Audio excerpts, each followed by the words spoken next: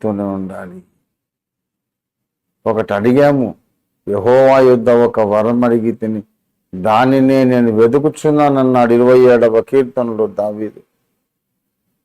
యెహోవా యొద్ద ఒక వరం అడిగిన తర్వాత అది వదిలేసి మరిచిపోయి విడిచిపెట్టేసి వెళ్ళిపోయి దాన్ని పట్టించుకోకుండా ఉండకూడదు.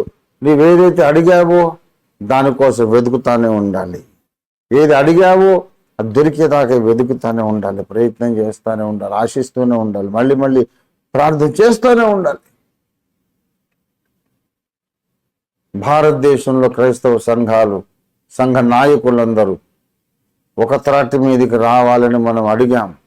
వాళ్ళు వస్తారా? ఒకసారి మనం అడగంగానే రారు. మనం ప్రార్థన అయితే మానకుండా చేయాలి. ఎందుకంటే వారందరూ ఏకమగుట యేసయ్య చిత్తము, దేవుని ప్రణాళిక.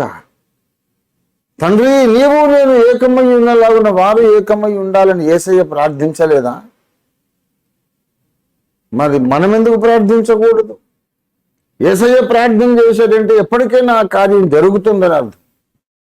కనుక మనం నిర్భయంగా నిశ్చయతతో ప్రార్థన చేయాలి.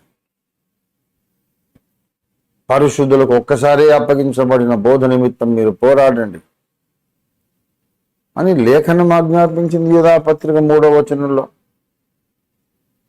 మనం ఒకసారి ప్రార్థన చేస్తే పని జరగకపోవచ్చు, కానీ ఎన్నటికైనా ఏనాటికైనా ఎన్నాళ్ళు టైం గడిచిన ఎంత ఆలస్యమైనా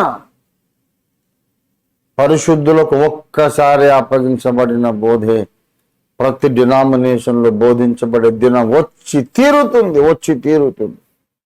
ఎందుకంటే అది దైవ లేఖనం కనుక. లేఖనాలు నెరవేరాలని ప్రార్థన చేసేవాళ్ళు విసుగకూడదు.